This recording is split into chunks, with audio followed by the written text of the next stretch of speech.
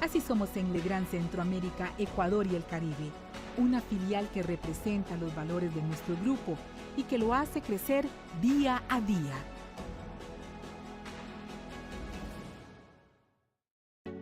Legrand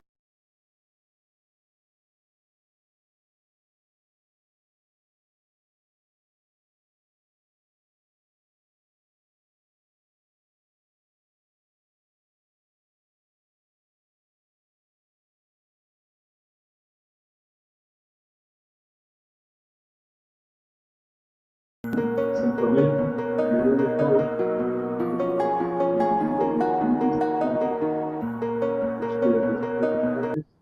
una de nuestras novedades para el mercado que atendemos, en nuestro mercado regional en Centroamérica, Caribe y Ecuador. Tal vez muchos de ustedes se habrán preguntado qué es Legrand, no sé si todo el mundo los conoce, o ustedes dirán, ¿qué será esta cosa tan rara, roja con blanco, Legrand, verdad? Y realmente somos una empresa que tiene más de, ¿qué les digo?, más de 40 años de estar en este mercado acá en Costa Rica. Y probablemente muchos de ustedes han tenido la oportunidad de apagar y encender la luz de su casa con un interruptor verticino, ¿verdad? Somos los mismos. Somos parte de Legrand como verticino desde hace ya muchísimos años. Hay toda una historia detrás de esto. Ese video, bueno, cuenta un poquito nuestra historia, sin embargo, la historia de Legrand pues, se divide en dos partes. Una parte que es un grupo francés ubicado en la ciudad de Limoges, en Francia, empezando desde los años 1800 y algo, ya casi al final de los años 1800, cuando el señor Frédéric Legrand, que lo que hacía era fabricar vajillas de porcelana en la ciudad de Limoges. La porcelana de Limoges es famosa en el mundo.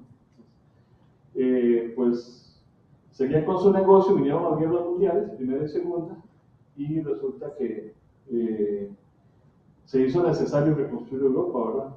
Ustedes saben que la porcelana es un aislante por excelencia de la electricidad. Entonces, obligaron al señor Legrand a dejar las tazas, las teteras, los platitos, todo eso muy bonito que tenía para hacer accesorios eléctricos en función de la reconstrucción europea. Y entonces de ahí nace Legrand como una empresa ya orientada hacia la parte del sector eléctrico. De ahí en adelante, pues seguimos creciendo por ese lado, y en 1989 el grupo Verticino, que pues, fuimos parte acá con una planta en Costa Rica desde el año 1975, que se inauguró, se une al grupo Legrand. Mantuvimos la marca Verticino durante muchísimos años, siendo una marca muy, muy reconocida a nivel tanto del país, acá en Costa Rica, como regionalmente en todo lo que era Centroamérica, todo lo que es el Caribe, e inclusive tenemos la responsabilidad de la venta en Ecuador, en América del Sur. Y entonces, bajo esa perspectiva, pues Legrand éramos básicamente Verticino. En el año 2018, pues cambió la estrategia y pasamos a ser Legrand. ¿Por qué? Porque lo que vamos a presentar hoy, que es un producto, digamos, que es eléctrico y que que es digamos, muy de punta y muy distinto también, ¿verdad? Ya a la hora de decir verticino, un apagador, un tomacorriente, un timbre, como dice mi esposa. Usted vende timbres, ustedes venden timbres en la empresa. Bueno, no solo timbres, vendemos un montón de cosas más. Y estos productos de avanzada, pues tienen hoy en día el asunto con el. Entonces, por eso que ustedes ven ahorita que la imagen que manifestamos es una imagen del grupo Legrand, grupo francés, un grupo grande a nivel mundial. Estamos en Bolsa de Valores, somos una empresa pública, Bolsa de Valores de París. Es una empresa, digamos, de ese tamaño. Y pues al final, pues Legrand se ha compuesto de una serie de empresas. Lo que hoy vamos a presentar acá es digámoslo así, un producto muy novedoso con una tecnología muy novedosa orientada a la iluminación y sobre todo a la desinfección hospitalaria. Para todos creo que es algo que nos va a llenar de conocimientos. Y como siempre he dicho, yo no me gusta dar clases, me gusta trabajar con la gente, y al final de cuentas pues siempre vamos a seguir aprendiendo. Entonces, con esto les damos la bienvenida, esperamos que sea una tarde muy provechosa y vamos a dejarlos con un corto video de nuestros amigos de Procomer para que también nos han ayudado muchísimo en que ustedes puedan estar hoy en día acá. Gracias.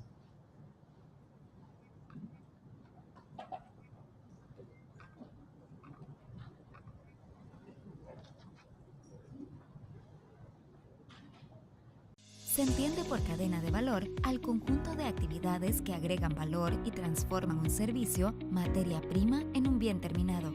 Por ejemplo, el diseño, la producción, el empaque, manufactura, la distribución, el mercadeo, Internet de las cosas y el servicio postventa. La Dirección de Encadenamientos busca la inserción de firmas locales en cadenas globales de valor, en áreas como manufactura avanzada, ciencias de la vida, agroindustrial, agrícola, servicios y sector turismo. Además, busca contribuir con el incremento de contenido nacional en materia de suplidores locales por medio del fortalecimiento de clústeres y alianzas estratégicas que brinden desarrollo e impacto. Dentro de las funciones del departamento están la identificación de necesidades de empresas tractoras para su atención mediante suplidores locales, la facilitación de acercamientos empresariales, el apoyo en proyectos y la planificación y ejecución de programas para el desarrollo de suplidores. Además, se encarga de la organización de diagnósticos y ruedas de negocio en diferentes regiones. Si desea más información de los servicios y productos de la Dirección de Encadenamientos Productivos para la Exportación, escríbanos al correo encadenamientos@procomer.com. Se entiende por...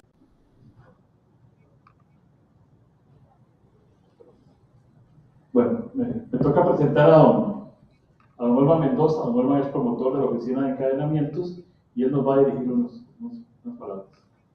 Muchísimas gracias, don Jorge. Muy buenas tardes, estimadas empresarios y empresarias. Mi nombre es Olma Mendoza y formo parte de la Dirección de Encadenamientos de la Promotora de Comercio de Costa Rica. Mi especialidad es el tema de manufactura avanzada y ciencias de la vida, y es por esto que estamos el día de hoy para celebrar y invitarlos a este primer simposio que para la promotora es de gran importancia y pues obviamente nos honra muchísimo que ustedes estén aquí con el fin de aprender nuevas tecnologías avanzadas de manufactura. Muchísimas gracias. Gracias, don Olma, por sus palabras. Bueno, vamos a arrancar con la parte de las charlas, de la parte que nos interesa, y vamos a hacerlo en dos partes. La primera parte, vamos a hacer una parte de una charla que se llama Disinfection Concepts, y la segunda vamos a ver la tecnología de Indigo-Clean, que por ahí aparece en los banners que tenemos. Para eso, pues me voy a permitir presentar a nuestro expositor, que es Cliff Yankee. Cliff es el jefe científico de asuntos clínicos para Indigo-Clean de Legrand. Él tiene más de 25 años de experiencia en defensa, en la industria de la defensa, en la industria de telecomunicaciones y también en asistencia sanitaria. Su enfoque en los últimos años se ha hecho a través de la parte de dispositivos médicos y la parte de fotónica, y es uno de los inventores del sistema Indigo-Clean y es el poseedor de la patente. Entonces, voy a dejarlos con Cliff para que sea él quien tenga esta charla. La charla va a ser en inglés. Ahí, para cada uno de ustedes hay un equipito para traducción simultánea, los que lo quieran usar. A veces hay palabrillas al que uno se le van, por más que domine el idioma. Entonces, siéntase en total confianza de tomar el aparato y tenemos una traducción simultánea que esperamos que les pueda ayudar a aclarar todas las inquietudes que tengamos. Vamos a trabajar de esta forma. Él va a hacer la presentación y después al final pues vamos a hacer algunas de las preguntas que ustedes consideren convenientes. Tenemos gente también conectada en streaming. Estamos transmitiendo para gente en los diferentes países. Vieron ustedes que nosotros pues tenemos la responsabilidad de otros países, parte de Costa Rica. Entonces estamos transmitiendo en streaming para estar conectada. Entonces también ellos, si quieren que hacer una pregunta, la pueden hacer a través del chat. Hay un icono con dos nubecitas ahí en un momento para que lo pinchen ahí y puedan escribir las preguntas. Al final lo vamos a pasar para que ustedes puedan responder. Mr. Cliff Yankee, welcome to Costa Rica. The auditorium is yours.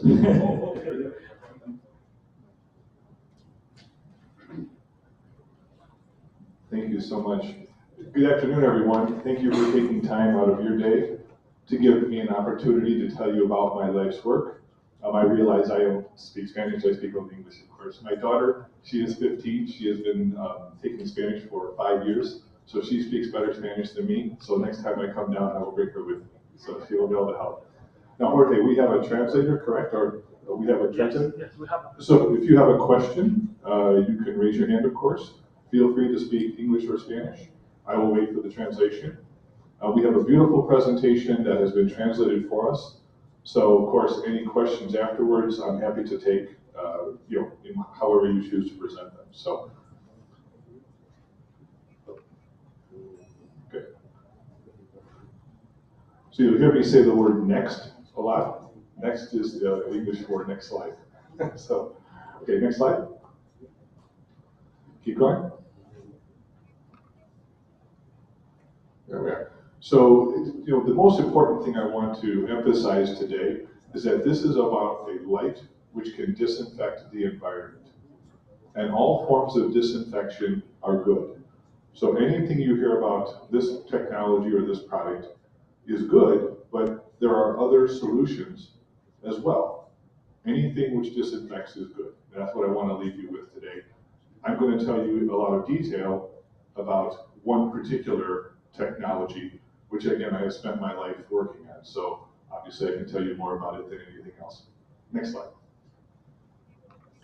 So I think, many times when I used to give this talk over the past 10 years, a lot of people didn't understand why we need environmental disinfection. And then we had the pandemic and COVID-19. And so now we all understand why the environment needs to be disinfected. And ultimately, that's what I'm going to explain today about disinfected and how we can do this in a very safe way that doesn't require a lot of people to perform the work. Next slide. So here you can see a picture of an operating room. Next slide. And this is an interesting slide because this talks about, in the US, why there is such a focus on infection prevention in healthcare. And the reason is because in the US, hospitals are paid for their services in two ways. Private insurance, so I as an employee pay a private insurer, multiple people pay it and they reimburse the hospital. And if you are older or if you are disabled, the US government pays for it through Social Security. So in some form or another, someone pays for the cost of the extra treatment when someone gets an infection. And so about 10 years ago, we had a very landmark change in the way we deliver healthcare, and it's ultimately designed to make all of our healthcare providers more efficient quality services. That's this upper left. More efficient, better quality. And we put into place some policies for that, and we actually have a very large reporting structure in the US for hospitals to report their performance to the government and insurers. And in many cases, if they perform poorly, they pay financial consequences. This is a clip from the Chicago newspaper showing some of the best hospitals having fines of $1 million or more. 1 million or more US for poor performance, right? That's easy. That translates no matter what language you use, right? Money, right? Next slide. So here, this is some statistics on healthcare-acquired infections in the U.S. This is, of course, very old. This is about 10 years old. The amount of frequency it occurs, the frequency with which it occurs, is about 5%, 1 in 20. The cost of it, as you can see, several $1 billion. I put a graphic on the side there, a cartoon. In the U.S., we make a joke that every time someone gets an infection, the hospital gets sued. So the lawyers are the ones who get rich.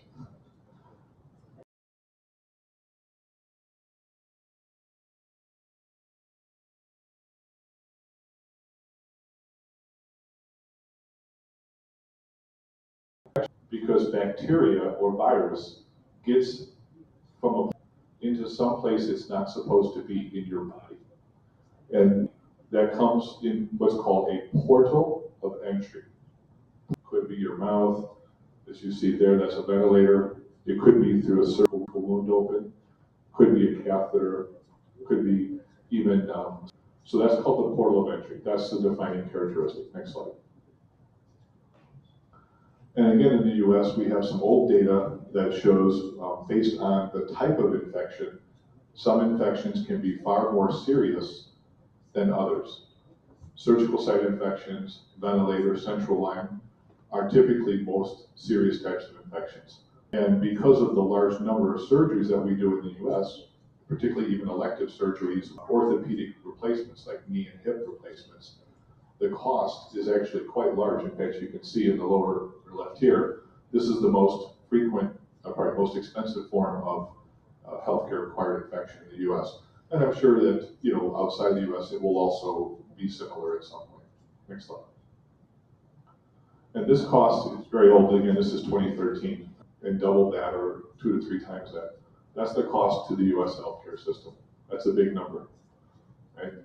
So then you can understand why there's such a focus on this in hospitals, because many hospitals don't have the kind of budget to provide this remedial care. In the US, if you have a colonoscopy or a colonectomy and you have an infection in the colon, it might cost $50,000 US to fix that. If you have a knee replacement and they have to remediate the knee replacement, it could cost $100,000. This is a very large number. This is before the lawyers get involved. Next slide. Some of the very basics around disinfection. This is another interesting topic because terms that may or may, we use terms interchangeably when there's in fact scientific definition. So the first thing to explain is that organisms can exist in the environment. And my background is I am a physicist, not a biologist, but I've gotten into medicine over the past 15 years, and this scares me. I never realized how long organisms could survive in the environment. So some of them, for example, coronavirus, only survived in the environment for a couple hours. It wasn't able to survive for long periods of time. But if you go through a cruise ship, norovirus, you've probably heard of cruise ships norovirus, it can survive for a couple weeks on a surface. So the most survivable organisms is called Clostridium difficile. It can survive on surfaces for months or a year. How long could you live without food and water? Not very long, right? But these organisms can survive for a long time by touching the surface or mobilized in the air and then get into our body. So this is how the environment can affect us. Next slide. And every organism responds differently to disinfectants. Some are to kill, some are very easy to kill. Believe it or not, coronavirus is to kill. For people in the medical profession, this is called the Spalding scale. So you learned a neat word today. You can tell your kids you learned about the Spalding scale, right? Spalding scale at the very bottom is the easiest, that's enveloped virus, and the hardest is an endospore, that's called difficile. You may have heard of MRSA. You may have heard of MRSA. We get those in the US a lot. It's a methicillin antibiotic-resistant organism. Next slide. And I try not to do too much math here. This is more for your benefit when you go home and look at it again. But really, disinfection and sterilization are terms that are commonly used interchangeably when they're not. Sterilization has a medical equivalent for the removal of all living matter. It's used when we are reprocessing something like an for endoscopic procedures, of course. and it comes out very dirty. And so we need to clean that. So the method by which it's cleaned is called reprocessing.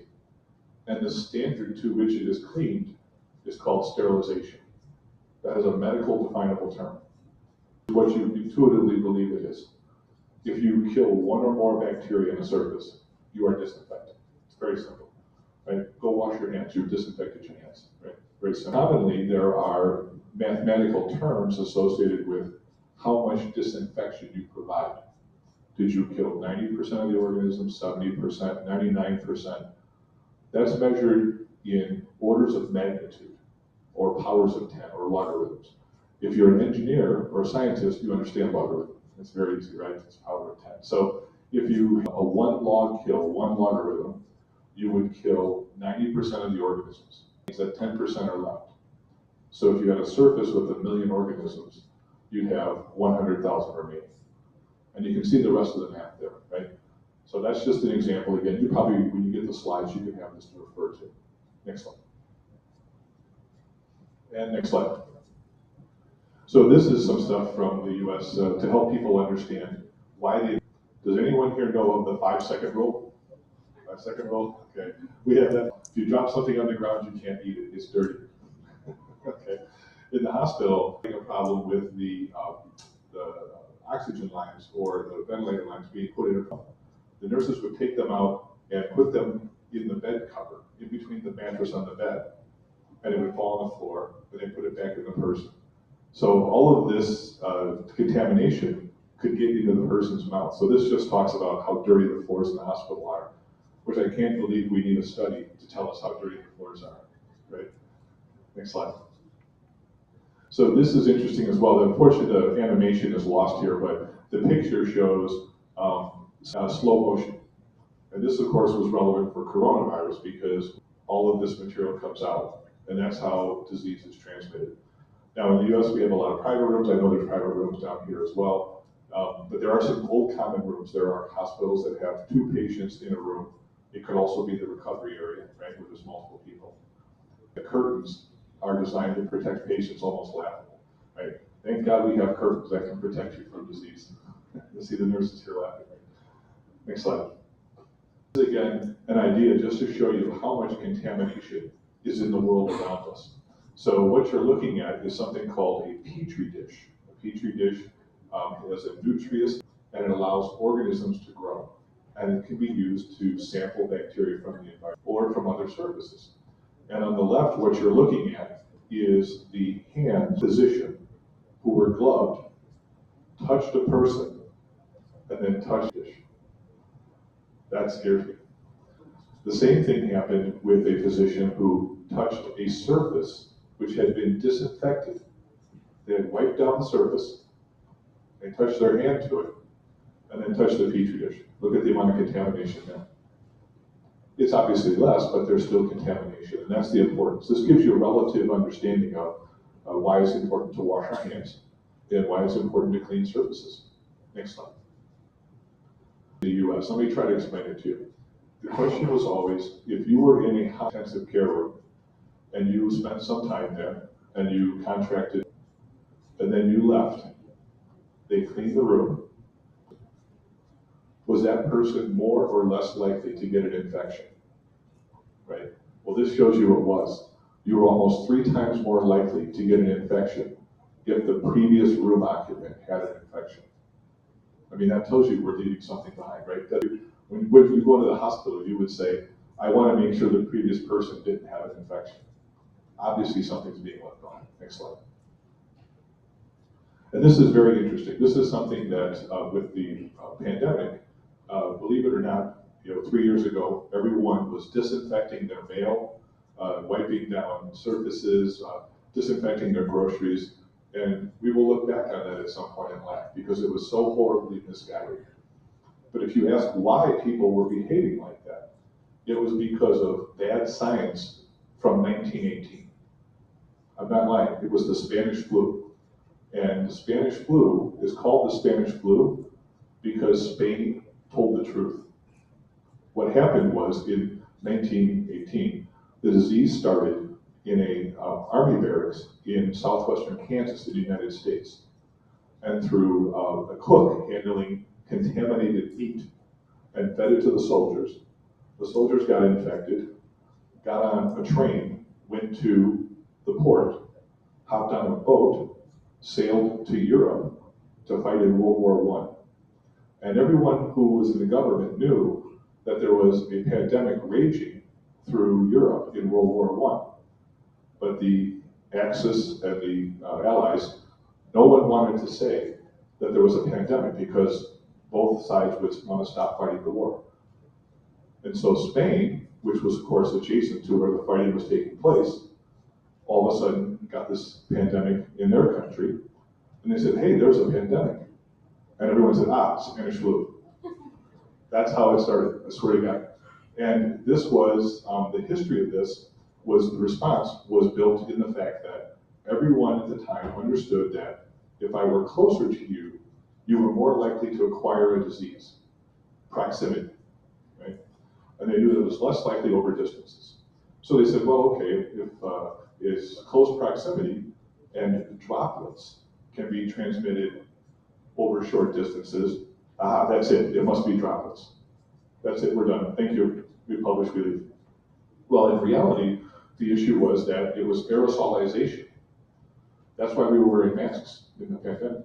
Aerosolization sprays the virus into the air, and it can float through the air and be ingested by someone else. Of course, the probability is higher if you're closer, but it can still happen. And at the time, in 1918, no one knew how to mitigate aerosol transmission. They didn't understand masks. And so the concern was that if someone in New York sneezed, someone in London would get infected. And because they didn't understand how to mitigate that, they told everyone it was droplets. Bad science from 100 years ago. Next slide. Next slide. So how can we improve environmental hygiene? I think this kind of lays that groundwork, right? Well, the first thing we can do is we can have more people come in and clean the room.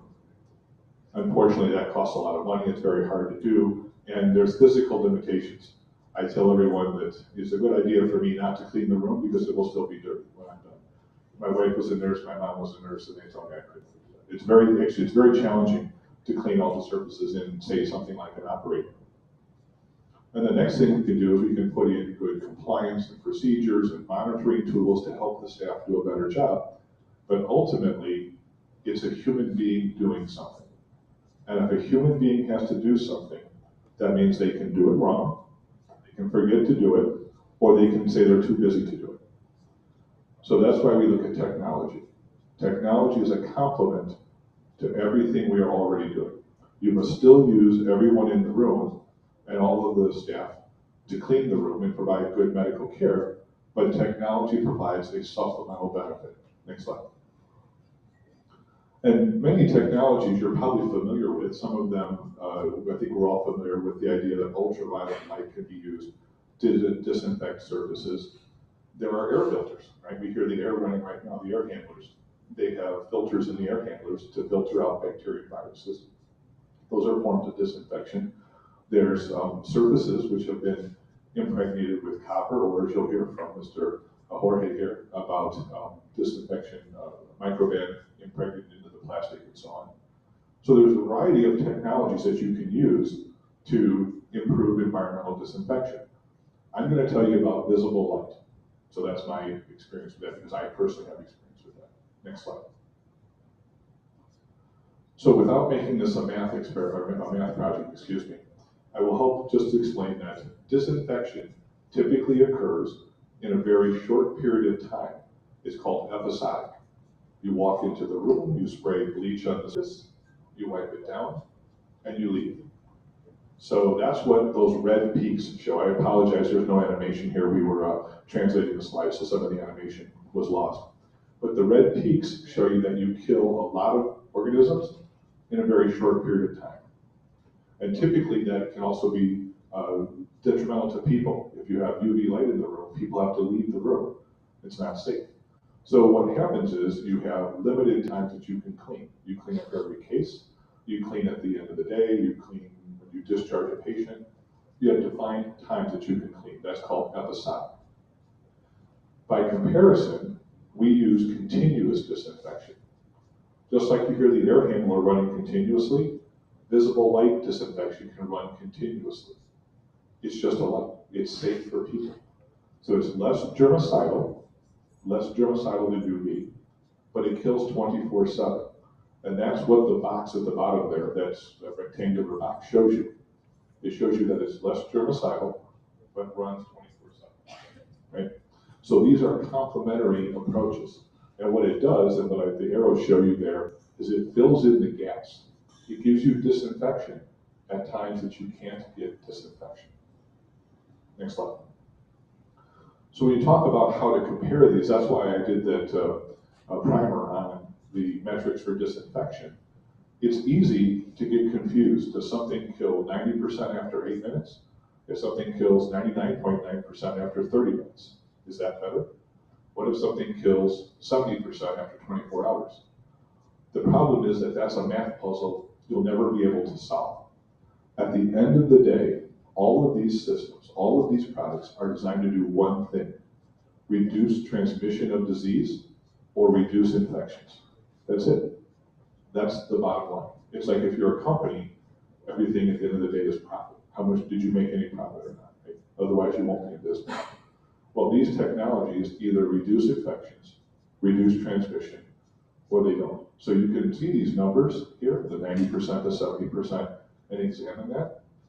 But in the end, when you talk to someone about a technology that may help you disinfect the environment, you want to understand if it can reduce infections or transmission.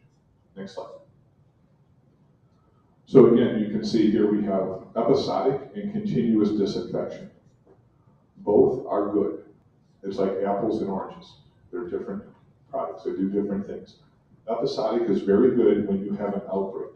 If you have someone on a floor who is sick and has Clostridium difficile or something, that can spread very quickly throughout the hospital. So you want to kill that very quickly. And that's where episodic disinfection, bleach, ultraviolet light, whatever you're using, can be very helpful. But that takes the room out of service and also has compliance issues. Someone has to be able to do it. Someone has to be trained to do that. So that's additional human labor, right?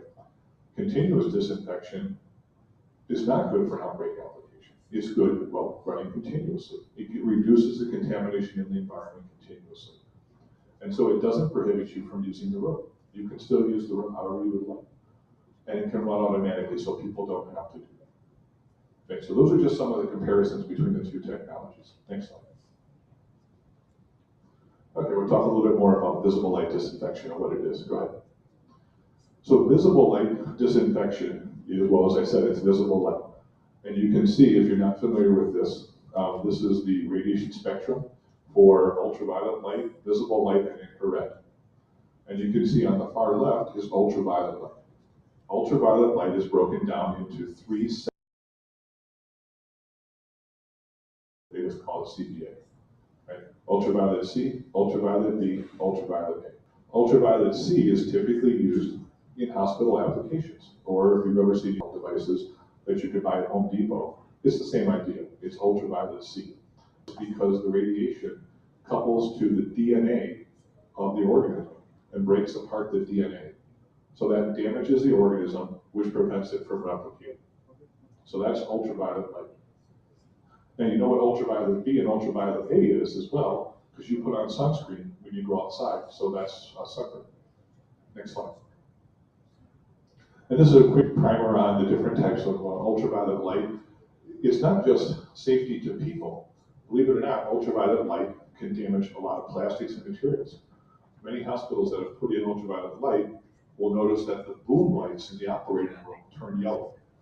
The lens on the operating room, the ultraviolet light damages the plastics.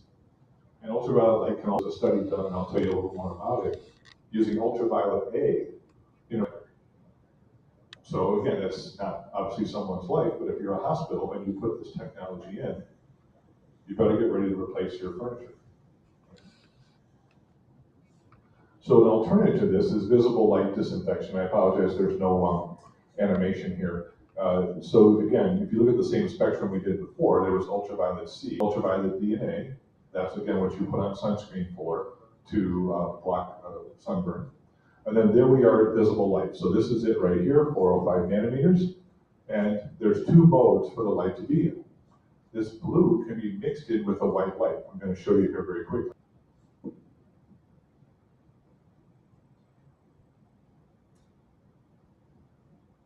This light is disinfecting. You're all being disinfected by it. Very small. Just kidding. Very small. Disinfection, right? Now, when people leave the room, you can change the light into an indigo-only mode. Let me show you this.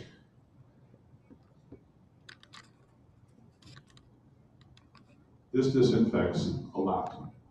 So the other one illuminates and disinfects. This one only disinfects. Still safe for people. You can be in the room, look directly at the light, see? It's safe. We call this disco mode, if you like to go to nightclub, disco. So this is the nature of the light, and those are the two modes which can be used when people are in the room. Next slide.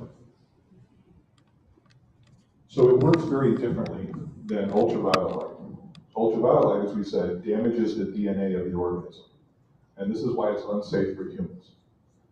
Visible light is absorbed by a hydrogen-carbon chain in the bacteria to react with oxygen. You don't know what that is, most likely. It's okay. I didn't tell you on this field either. But you're creating bleach within the organism. When you create bleach within the organism, you kill it. And that's what this does. Next slide. This is deployed across the US, probably 1,000 locations. We've done all the work, I'm winners of this. It's been my life's work for 10 years now, so it's fun to see this grow from the very first hospital applications across the world. It's actually in some of the hospitals that, one of the schools I studied at, Northwestern University, and where my daughter was born. So, next slide. Okay, ahead. So I think, let's see. We said we were going to take a break, like 10, 15 minutes, take a little break, or how you want to do it, right? No, just questions and we continue. We continue? Okay, very good. He is the boss. I just do what I'm told. Just like at home. So with these types of systems, there's some considerations when you look at how to deploy them. And these are tricky. It's not as simple. It's not as hard as you may think, but it's not as simple either. Just like with any medication, you have to give a sufficient dose to have a clinical benefit. Here you need enough blue light or enough dose to have a medical outcome. Then you also have to make sure that it's efficient. You have to understand with that dose how efficient is the system. And then also, is it safe, right? Or I call it efficacy and safety, right? And safety is very important.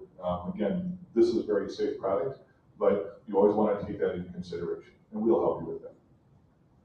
Then the other 2 points here are the operational costs and the life cycle costs. Because once you buy something, it's just like your car. How often do you need to repair it? You have oil change. Okay, you expect to have oil change, right? You put on new tires, you get new tires. But do you have to expect to get a new transmission? Oh, you don't want to pay for a new transmission. So all of these things are considered together when you look at the product. And we'll talk to you a little bit about life cycle costs and the operational impacts. Next slide. So in the US, there's 3 governing bodies for safety. And I imagine you have something very similar here in Costa Rica. The first is our Environmental Protection Agency, or EPA. Interestingly enough, they are only interested in chemical disinfectants, right?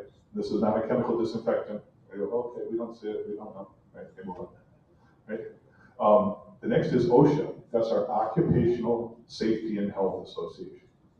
And they are interested in ionizing radiation, which is X-rays. So if you go to the hospital, you get an X-ray, that's ionizing radiation.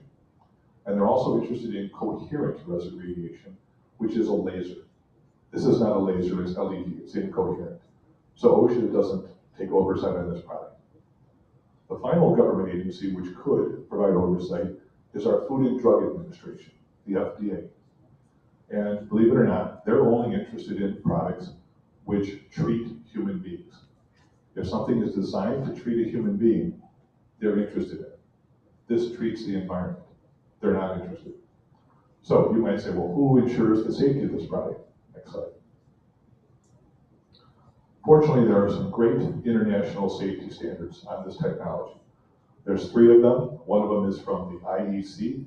The other is from the International Commission of Non-Ionizing Radiation Protection. And the other one is the American Conference of Governmental and Industrial Hygienists. And all of these safety standards are based on the same human and animal injury data. This is actual data to human and animals who have been injured by excess amounts of light. So this is a great standard for us. Next standard, next slide. So to help you understand this very complex issue, I have 2 frames of reference for you. Right? The first is one that's called subjective. This is on the left side. What you're looking at is a graph that shows the intensity of light on the vertical axis and the color of light. Intensity versus color. The thin blue line is overhead sunlight. If I walked outside and measured the amount of light, I would get that thin blue line, or something close to it. If I measured the light from the all blue mode of this product, right? So if I measured the amount of light right here, you would get that purple hump underneath there. So what that tells you is you get more blue light standing outside than you do in overhead sunlight than you do in this product. Okay? So that's one frame of reference. The second are the actual safety standards. So in the US, your product must be tested against this standard. It's tested by a UL type lab, ETL. So it's tested by a professional organization. And the test, when you're done with the test, you can be exempt or various risk groups. Risk groups require occupational or exposure control. Exempt means there is no exposure control. You can be underneath the light for an unlimited amount of time. And that's what our product is. Our product is exempt. You can be under that light for any amount of time without acute or chronic risk. Next slide. So to give you an example, in a room, this is where the light is in the ceiling, and you can see the green area is where you can be in the room. You can be anywhere in the room and it's safe. That's visible light. Next slide. With ultraviolet light, you can't get too close to the ceiling. You have to stay a certain distance away from the light. So while that may seem easy, if I said, okay, don't get in the top 3 feet of the room. Okay, sure, most of the time that's what happens.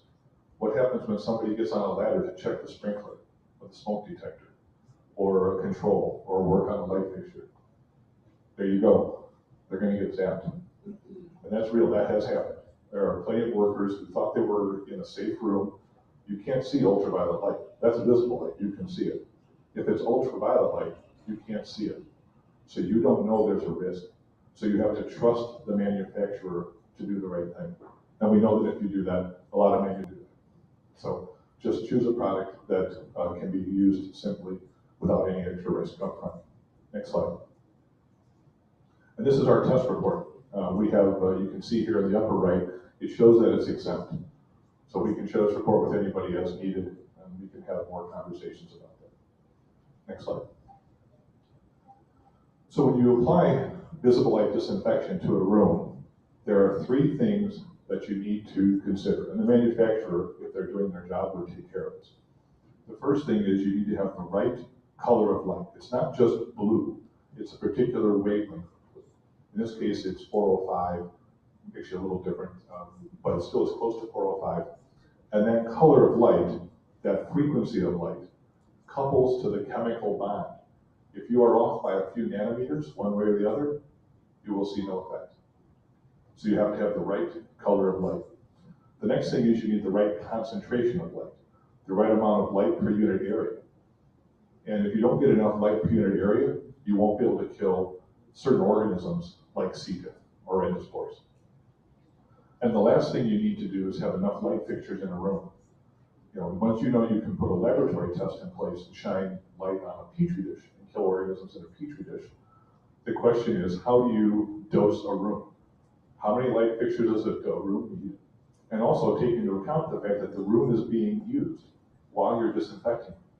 No other technology does this, right? The episodic disinfection disinfects where no one's there, This will disinfect while you're in the room, so people are adding bacteria to the room while the lights are taking it out.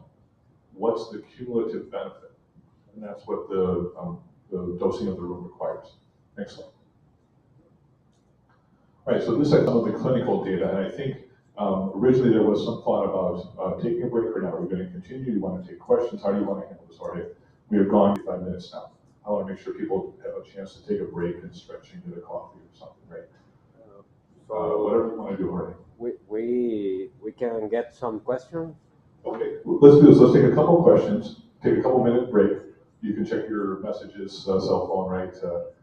Go to the bathroom, come back, and we finish up. So, any questions? Please feel free to raise your hand. You can ask English or Spanish. We have translators available.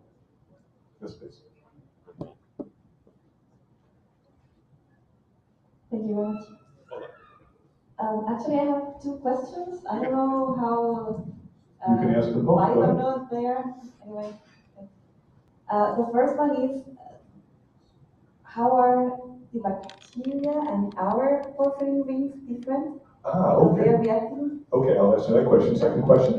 Okay, the second is, if the room is being used, if somehow we are interrupting the process, because, for example, with UV light, you also need not only the wavelength, but a certain time. Okay, yes. So if you are constantly making shadow. Yeah, I understand. Like, very good questions. Are you a scientist? Are you? No, you're very smart at this. You know this. She's very smart. She knows this. Okay, so the 2 questions we had were, one, if you're shining the light on bacteria and killing bacteria, how does that affect our human body? And the difference is that our bodies have hemoglobin, blood, and hemoglobin has iron, and iron quenches that reaction. So in human beings, that chemical reaction is actually being stopped by the blood in our body. Fascinating, right? Yes, I know. We can send you a paper on this and shows how the reaction is actually quenched in the microbial level. Plus, it's also a very slow reaction, and your body has the ability to repair oxidative stress. And that's just a nature of it. And the organisms have the ability to repair oxidative stress as well. You're overcoming that. So that's a very interesting question. I think the other question you had, say again? The timing. Oh, the timing, right, okay, yes. Right, so every, like if you spray bleach on a surface, it might take 10 minutes. You're supposed to leave it wait for 10 minutes. Some ultraviolet light might take 10 minutes, an hour. There's some time. That's called a contact time. So what is the contact time for this? The contact time is that it runs continuously. It's always running. So if you do it as a snapshot, it might be 2 hours to 6 hours for certain organisms, but it's always running. So let's say I come in the room and I sneeze at 8 a.m., right? At 10 a.m., those organisms will be cleared from the room. And then, But if the room is being used? Yes, okay, so that's right. We are making... You're adding bacteria, right? That's right, so the next question. Not only adding bacteria, but also like making a shadow, like interrupting. Oh, you're not interrupting the process of the light. If we are using the room, and then maybe we are making a shadow. Oh, I see, okay, shadow, now I understand. Okay, very good. So 2 things. One is, while the light is running, the effect of shadowing, because it's visible light, is negligible. Think of it like this. If you look around the room right now, there's lights in all different directions. So yes, I may be blocking this light here, but this light here is still providing disinfection. And so that's one of the benefits of visible light. It scatters off of walls and surfaces. Ultraviolet light doesn't scatter. So if you look down around your feet, you'll see that there's light down there. And the other thing is, with bacteria and viruses, they don't sit on a surface for an inanimate or an unlimited amount of time. They can mobilize and get into the air and float and precipitate out and land on another surface. So when you're continually disinfecting, you have that chance to do that. Very good questions. You must be a scientist or a doctor. You're not telling me something. ¿Alguna otra pregunta? Indeed.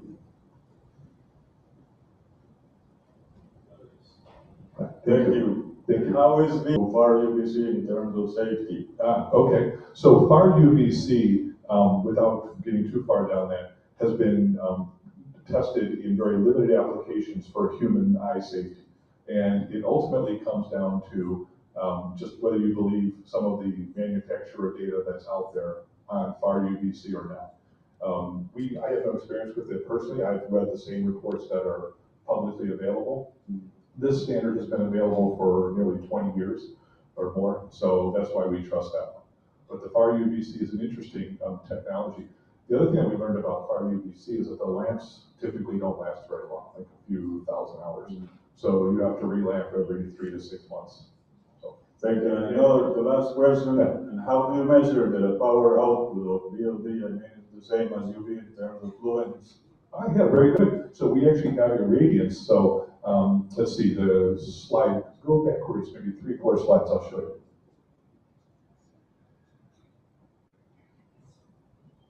There you go, right there, perfect, perfecto.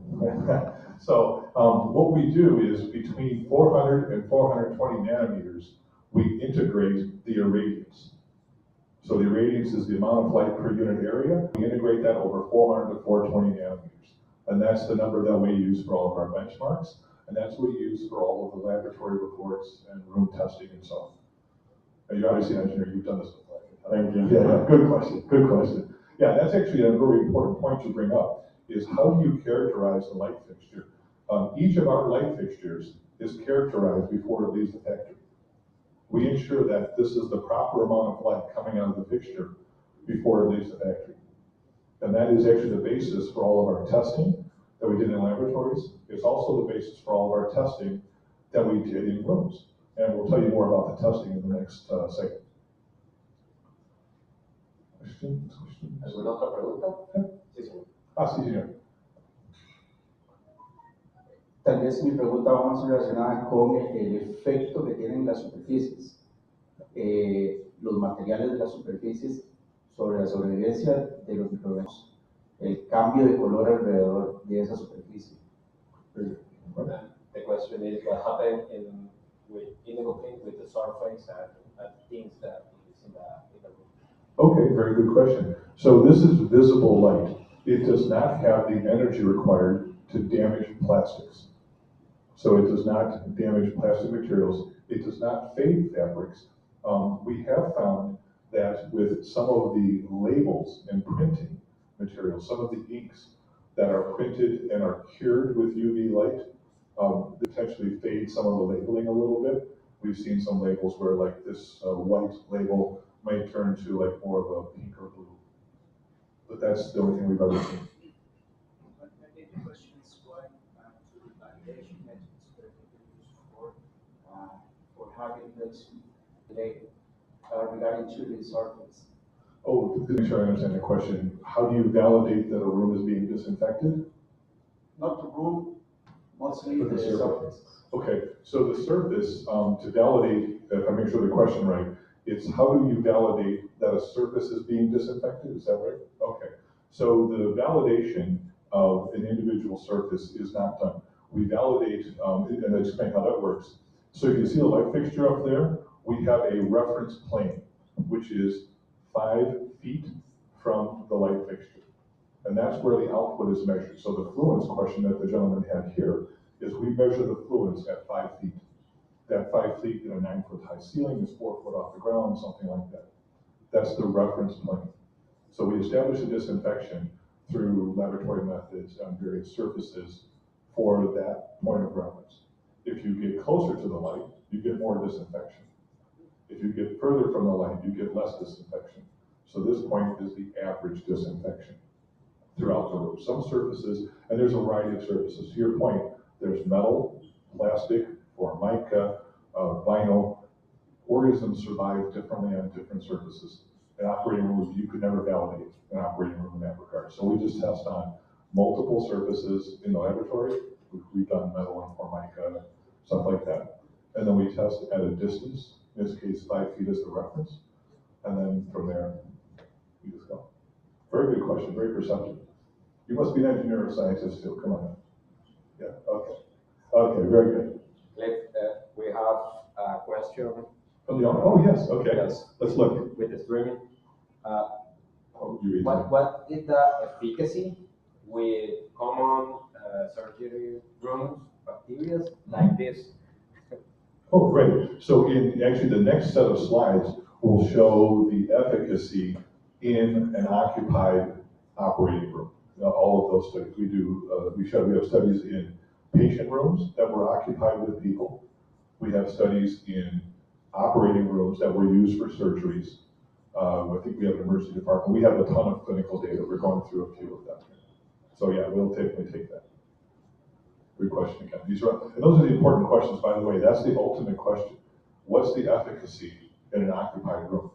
Because it's easy to disinfect a room that nobody's in. You go in, you clean it, you shut the door, you leave, it's clean perfecto, right? So now you come back in, we are the source of contamination. We just breathing, we add contamination to the environment. Okay? Great. Oh, very good. Okay, so 10 minutes, to give you a chance to check your 5 minutes. 5 minutes? Yeah. 5 minutes, the boss. Okay, 5 minutes. Tenemos 5 minutos y gracias.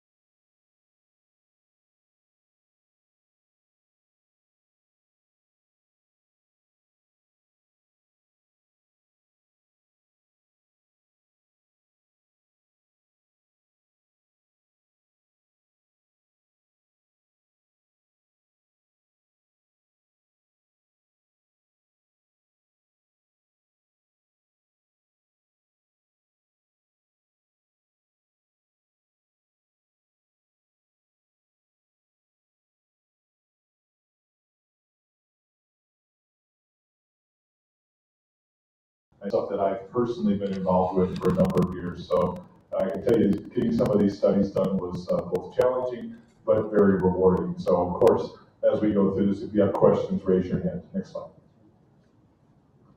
So this was actually the first study done for visible light disinfection.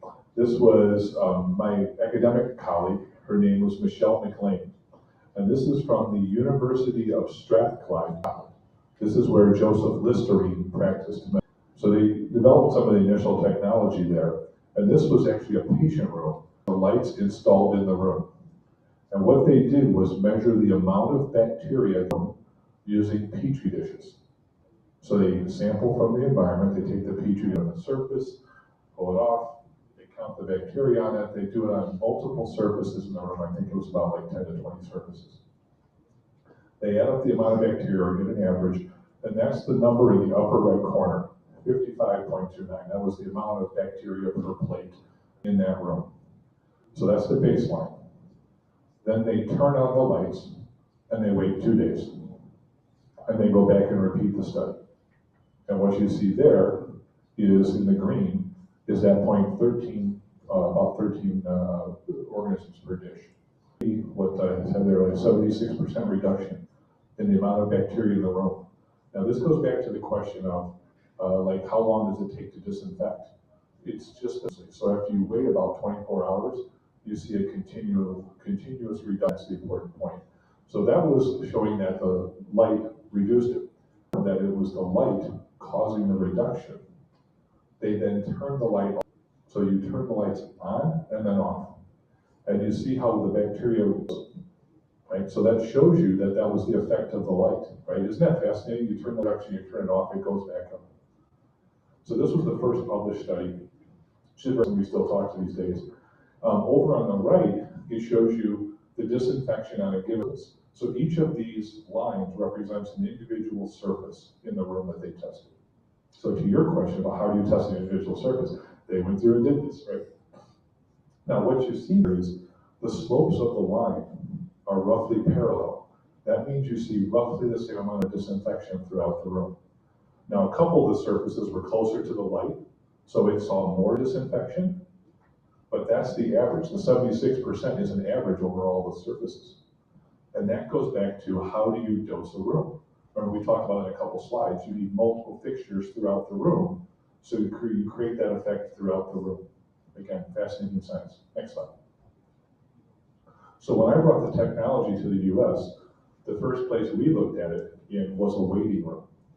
And we know that waiting rooms aren't filthy dirty, right? We find there these things are scary, right? This was for a GI diagnostic clinic, so gastrointestinal diagnostic clinic. So this is where you get the endoscope. You know, after 50 years, they got to make sure there's no polyps there. I've had those, I'm sure everybody's had them, right? So anyway, this is the way the room was laid out. It's a very large waiting room, about 450 square feet. And we had lights throughout the room.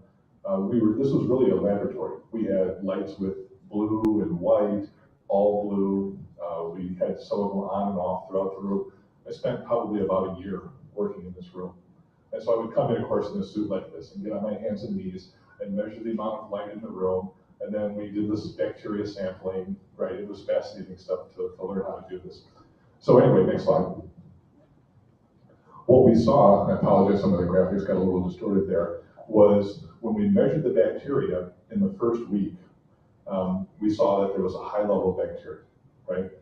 Then we turned the lights on and we measured it again. And again, you see about a 70% reduction just by running the lights. This is above and beyond whatever they're doing for disinfection. You're already cleaning the room.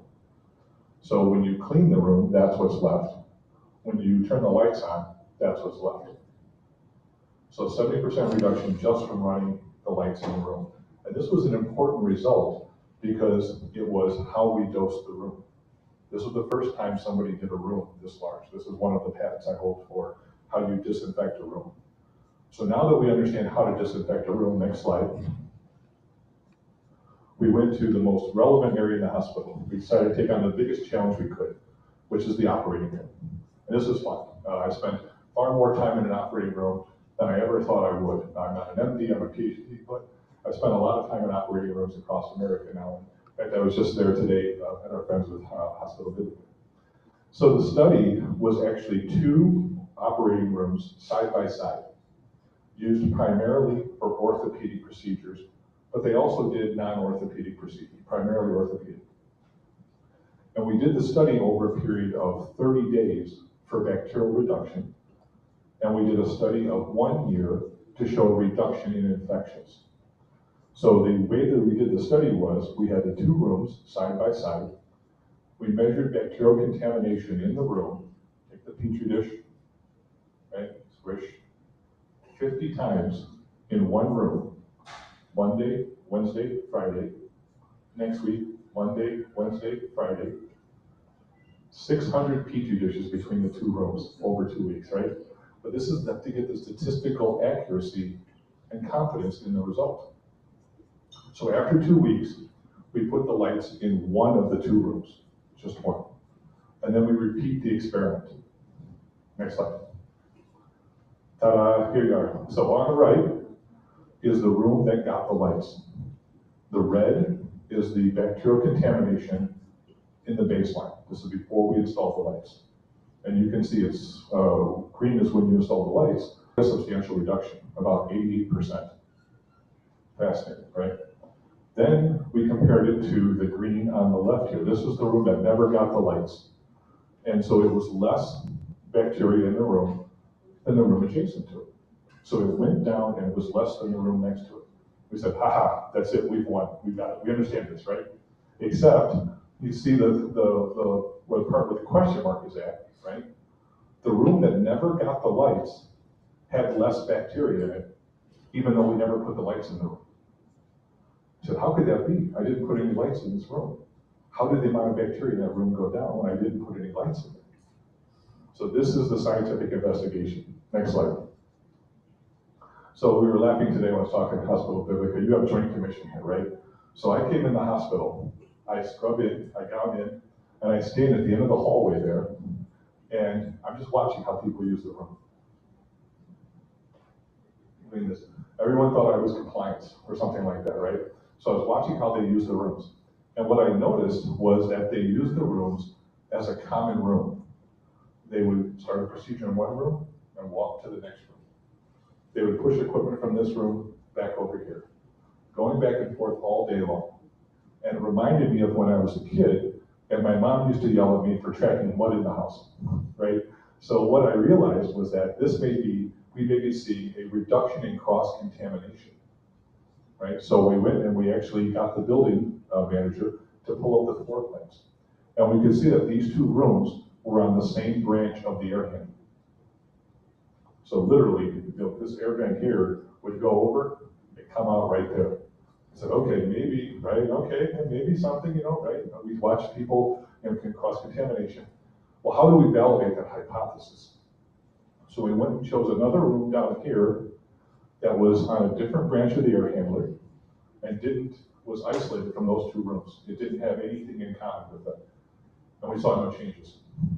So I think that's it.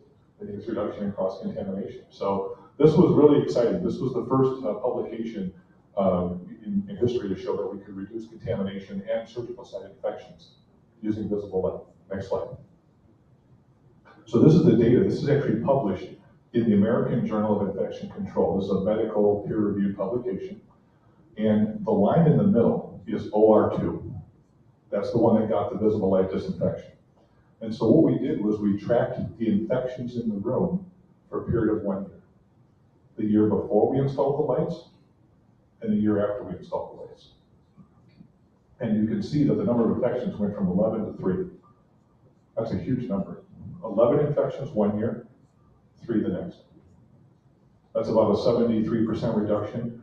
And most importantly, that reduction was statistically significant. So it did not occur by random chance. It occurred due to the introduction of the visible light disinfection. The room that was next to it that also showed a reduction in contamination also showed a reduction in infections, but due to the low number, it was considered to be statistically insignificant.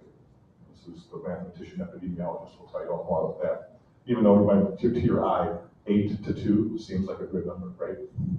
And then finally, the room that never got anything, the control room that we were using, stayed constant. In fact, when we got into the epidemiology of this and started looking at the types of organisms, the speciation of the infections, it was a substantial reduction in Staph aureus infections that was causing this benefit. And Staph aureus is highly transmitted to the air. Next slide. So here's the publication. This is available for anyone who can get access to this. It's on our website. You can get off their website. It's public access. We can send you a copy. You can read the study for yourself. Next slide. Now in the US, this is a return on investment. It's obviously very different here for Costa Rica, but the concept is the same. Ultimately, someone has to pay for this cost of infection. And ultimately, we can have all the great technology in the world, but health throughout the world is delivered with a finite amount of resources. So we have to find a way to maximize those resources. So this is a very simple graphic, I'll explain it. So if you take 1,000 surgeries, I just took an even number because the math is easy, 1,000 surgeries, and in the US, the average infection rate was about 1.3%. So if you have 1,000 procedures, 1.3%, this is what's reported, by the way. I think it's higher than that, but this is what's reported. The average number of infections you would expect to see is 13. So if we did the exact same study in a room with 1,000 cases, you expect to see 13 infections. Now, if you would see about 9 to 10 fewer infections. That's kind of what we saw. Now, if you think of it in the US, and that goes back to the initial slides, the cost of an infection in the US is on average maybe $22,000. That was in 2013. It's probably like 40,000. There's some number here too, right? So the point is, if you take 9.5 times 27,000, it's 200,000 US you save. Okay, so I saved some money. What does it cost to save that money? This is the part that's just very compelling, right? The cost of a light fixture for an operating room is about 25,000 US. Add in some money to install it, I'm being very generous, 35,000. That's a one-time purchase. You purchase it once. So there's no annual bulb to replace. There's no annual maintenance. No human being has to do anything. There's no cost. Those are the zeros, right? 1,000 against 35,000. I make a joke all the time. I tell people I went to public schools in the US, but I can do the math. I can figure out 200,000 divided by 35. You're going to save a lot of money, right? That's ultimately what you're doing here. And of course, if you put that out over the 10-year lifespan of the fixtures, I mean, come on, it's crazy. It's a huge number. Next slide. I apologize, this didn't translate out very well. This was another patient room study. You can see here, we did the same thing as the other study. This was, the green was the lights off, the circle was with the lights on, and the green was with the lights off. I think when Max was adjusting the slides, it just didn't come out, so that's okay. The point is that showed another reduction of 95% of the bacteria in the room with the lights on. Next slide. So we have a ton of data. I'm the scientist. I've been involved in all these studies with hospitals. We can overwhelm you with data to show you that this product works in a variety of applications. Next slide.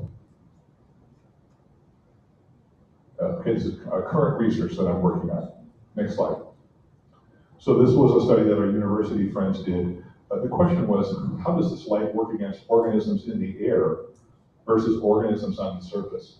And again, we can give you a copy of this study, but very simply, organisms in the air, the light is 4 times more effective. You might ask, why is that? Because when you stress an organism, it's trying to repair the oxidative damage, to your question, right? The organism is going to try to repair that damage. It needs a nutritious medium to do that. On the surface, it can get dehydrated, but in the air, there's no moisture at all for it to get rehydrated. So the organism's already being stressed in the air. So this just adds more stress to it. And again, 4 times efficacy for the air. Next slide. This was also done with very low doses of light. So the question was, you see the big blue light, and you say, okay, I get it. A large blue light, I kill more. How much organism am I actually killing with the light in the white mode? And that's what this talks about. They use very small amounts of blue light, very, very little amounts. That number there is about 10 to 50 times less than this light right here. Oops. About 10 to 50 times less than this light right here. And yet you saw a 60% reduction in the room. So again, that's the purpose of the low amounts of light.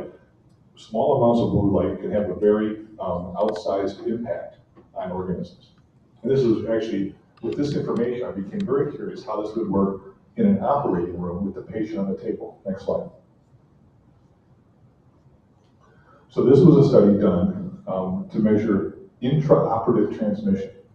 So the question was, while the patient is on the table with the surgical wound open, can we interrupt the transmission of disease? And the answer is yes. Surprisingly, how much we could rise. What we did was we used a technique called whole cell genomic analysis. For most people, it's the equivalent of a fingerprint. We were fingerprinting the bacteria to identify that this is the Cliff version of Staph aureus or the Jorge version of Enterococcus. And you could map it around the room. So you could actually see that there was no bacteria in the room when the patient came in. They wheeled the patient in, they start sampling the patient auxilia, like the armpits, the ear, the nose, groin, things like that. Healthcare provider hands, surfaces in the room, the stopcock for the anesthesia machine, and you could then map the transmission of that organism around the room. And literally, with the presence of the white and blue light, there was almost no transmission.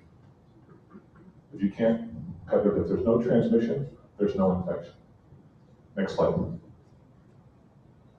This was a published data. We can put you in touch with Dr. Randy Loftus on that. Next slide. One more. So that's just one of the current topics that we were working on with intraoperative transmission. And midway through that study, COVID hit. So he said, okay, does your light kill COVID? And of course, we had to go back and figure this out. It turns out that all of the university work had been done on what was called a non-enveloped virus. Now, I'll give you a quick primer. So the virus has just a few key components to it. The first is the RNA. Remember, that's the infectious material. That gets into our cells, and that's what causes the infection. Surrounding the RNA is something called a capsid. That's a protein sheet that keeps the RNA and all the other contents of the organism in place. It's like a boot. And there's the spikes. Those are the fish hooks. That's how the organism gets attached to our organism. So the virus with a little spike sticking out, that's what the spikes are. So that's on the left, non-enveloped virus. That's the basic structure, and you're familiar with that because you've probably heard of it. And these organisms have become very hardened to the environment. They're actually fairly challenging to kill because over time they've evolved to resist dehydration and disinfectants. That's a non-enveloped virus. By comparison, an enveloped virus has a fatty lipid layer around it. That's what you see. Lipid is like a fatty, well, as I said, a fatty lipid layer. It has hydrocarbons in it. And that fatty lipid layer has prevented the organism from learning how to adapt over time. It's actually the easiest type of organism to kill. If you remember that Spalding scale I put up on the initial slides a little bit ago, at the very bottom was an enveloped virus.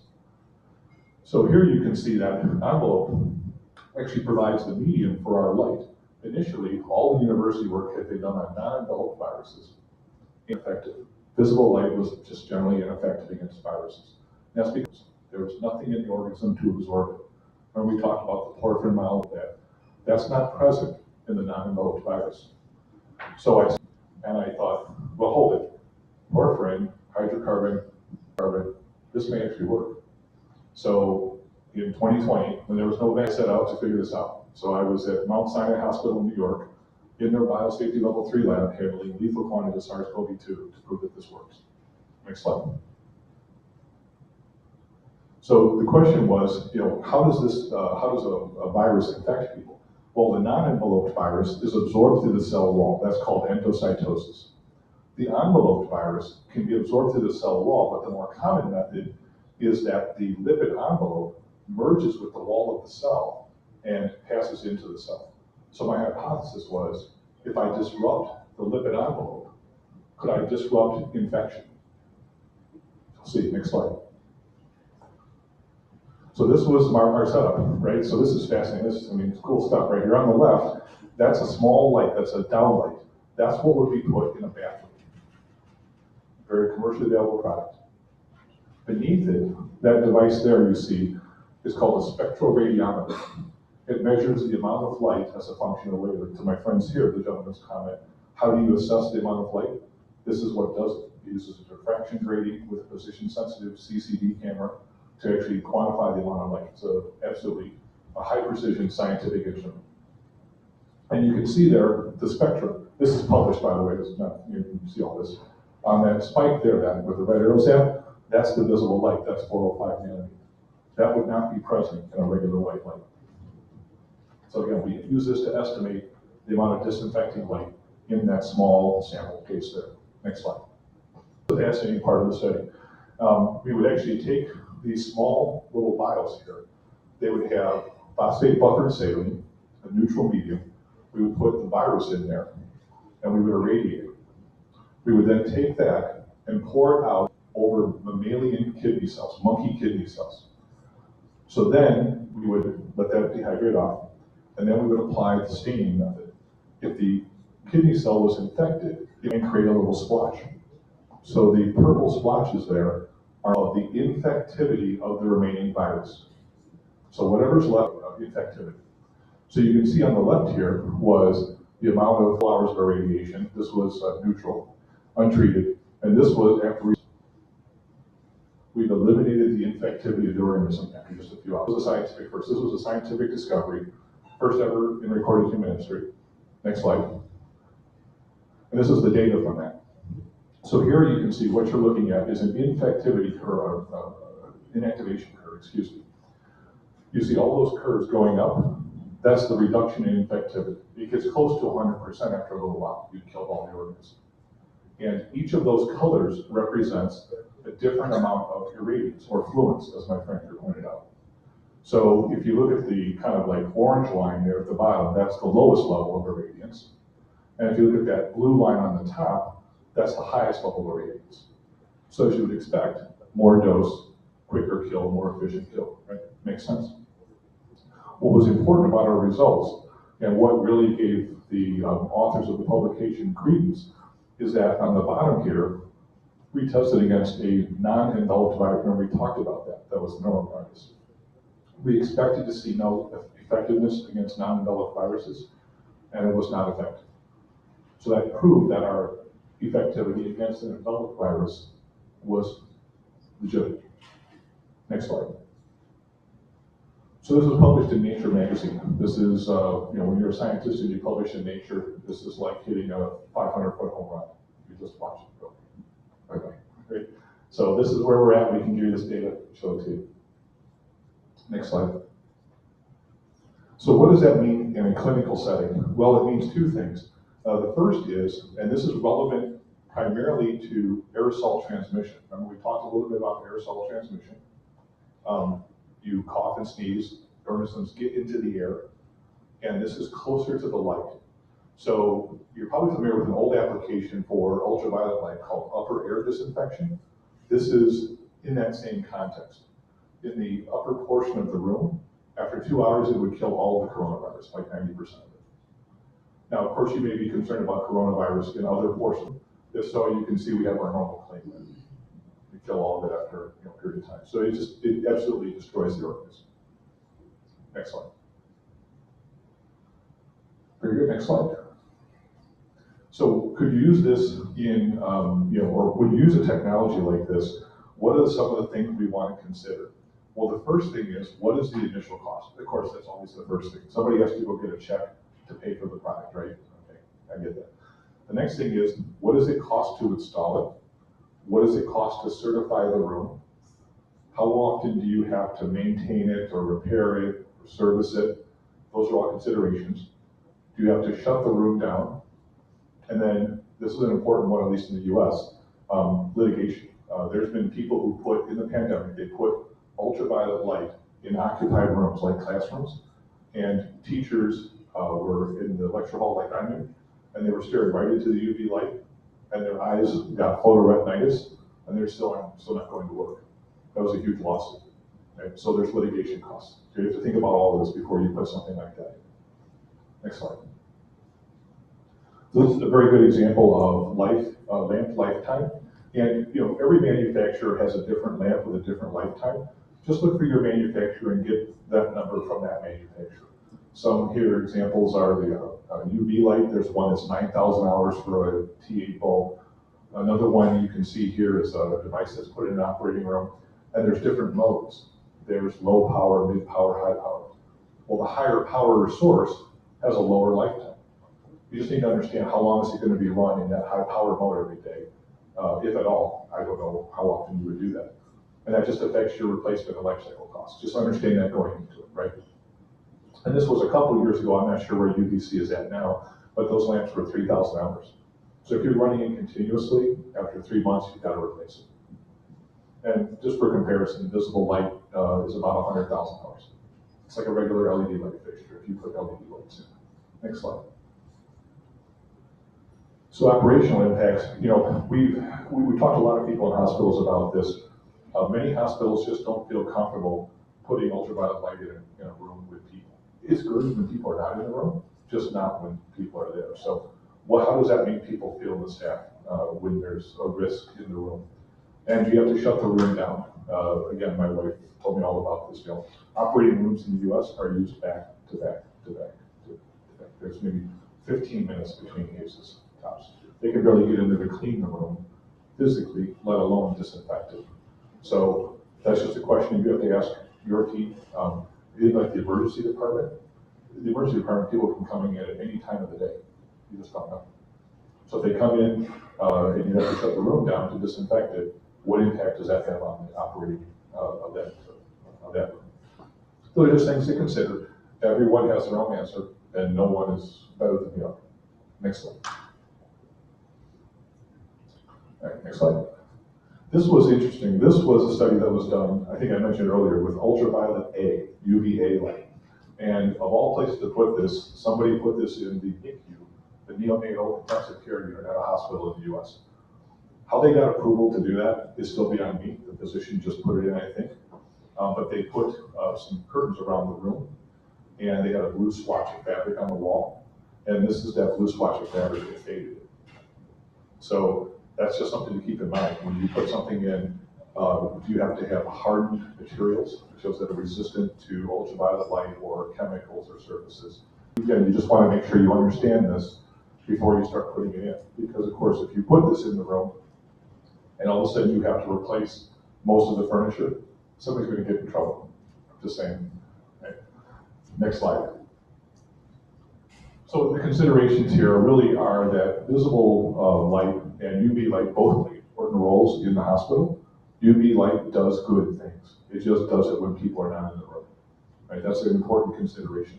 And you know, when you think about visible light, you want to make sure that whoever you're working with has the knowledge to produce the right clinical outcome based on data for their product. If they haven't done the testing for their product, then they simply haven't met the bar. Again, you can read everything else for yourself. Next slide. Some of the applications, just a few at the end here, and we're just a few more slides and we're done. So this is a patient bathroom. This is a great application. When we launched the technology in 2015, we were putting it in the patient room proper. What we realized, of course, is that patients want to sleep. When you go to bed, I turn out the lights. I don't know about you. I'm sure you turn out the lights too. So if you turn out the lights, you're not getting any disinfection. So we realized that a patient room directly over the bed was probably not the best application. But by comparison, the bathroom is, because there are separate bathrooms with a door, and you can put the light so that it's in the one walks in, it turns to light. So if you're only in the bathroom for a short period of time every day, you can have the bathroom disinfected. And that light that's in the bathroom will kill 70% just by running automatically. Very simple, 1 6-inch downlight about this size will cover the bathroom typically. And of course, in the patient room, most gastrointestinal, which is C. diff, and so it, of course, is related to the bathroom, not surprisingly. Next slide. So this is sterile processing and pharmacy compounding. We were talking today with one of the hospitals. It's a great application. If you're doing your own IV bags or chemo drugs or anything else where you're compounding, that has to be a very sterile area. And this, of course, will fit right in there. So you can put a couple lights in the room and improve the hygiene. Next slide. This is rehab. Many hospitals have rehab for physical therapy as part of the outpatient services. And people get up and start exercising on these machines. I wouldn't want to know what's left behind. So this is a way to help that. Right? Next slide. So just to finish, and I'll let you read most of this yourself, is that The technology is proven to work in hospitals. It's proven to reduce transmission and infections. It's safe for people. It has a 10-year lifetime. It doesn't require people to use it. And it's something that I think we'd love to talk with more folks here about. It's a chance for me to kind of bring my life's work to you. So with that, I'll just leave it at that. See what's the next slide. I think it's it. Okay, sorry, a couple more slides. I will say something about just, they asked me to put this in, just to tell you who Kenall is. So Kenall is the manufacturer of Indigo-Clean. Indigo-Clean is a brand of ours products. Heavily ruggedized light fixtures. You would never find them at Home Depot or any. These are, we do everything in our factory in southeast Wisconsin. This is about halfway between Chicago and Milwaukee. It's a 350,000 state-of-the-art square foot facility. And we bring in our own sheet metal, we die cut it, we bend it, we weld it. It looks like an auto body shop at Kenall. We weld our own light fixtures, it's all welded there. We have our own printed circuit board facility where we take and put LEDs on the circuit boards right there. We assemble the light fixture, we do all the testing there, we actually paint the fixtures. Literally everything is done in our facility. So if you ever want to come to Chicago and come up and see our factory, we'd love to have you. Next slide. And we make these fixtures, forget Indigo-Clean, we make fixtures, we got our start in public housing because people would destroy the light fixtures. They would beat them up with a hammer because that's why they did it. They just wanted to do it. Build light fixtures that they couldn't destroy. And so, of course, when you do that in healthcare, pharmaceutical manufacturing, medical device manufacturing, food processing. Next slide. We call that high abuse. That's like schools, correctional facilities, big in the U.S. Transportation, we do parking and tunnel lights. Next slide. And then the smaller markets are for task lighting and emergency egress. So, and I think that's it. Very good, thank you. By the way, I have cards up here for anybody who wants to, be able to contact me. I'd love to learn from everyone here about Costa Rica and how we can help you here. And with that, I'll just turn it over to the Master of Ceremonies, Gordo number 6. Thank you very much, Cliff. Y bueno, gracias por esa cantidad de información tan interesante. Creo que los que son de la parte médica están bastante llenos de información. Quiero pues, agradecerle a Cliff, ¿verdad? La movilidad por esta charla ahora. No sé si existe alguna pregunta, algún comentario, alguna queja. ¿Sí? ¿Qué experiencia tienen ustedes en el control? Buenas noches. Yo quisiera saber qué experiencia tienen ustedes al aplicar estas técnicas que nos trajeron hoy, tipo metalobetalactamasas, tipo LDM, porque en la literatura sabemos que, a diferencia de otras que nos presentaron hoy, son difíciles del control ambiental y también difíciles en el control, digamos, de los insumos, herramientas médicas que quedan dentro de la habitación, en la sala de operaciones, y si han tenido algún estudio que demuestre que disminuyó realmente, no sé, la tasa de infección o el control que ustedes hicieron, pero con las metalo, ¿verdad? No con las otras que nos presentaron. Perdón, y en esporas, porque tal vez sea una de las bacterias, pero... Sí, es cierto, también en esporas. Ay, muchas gracias.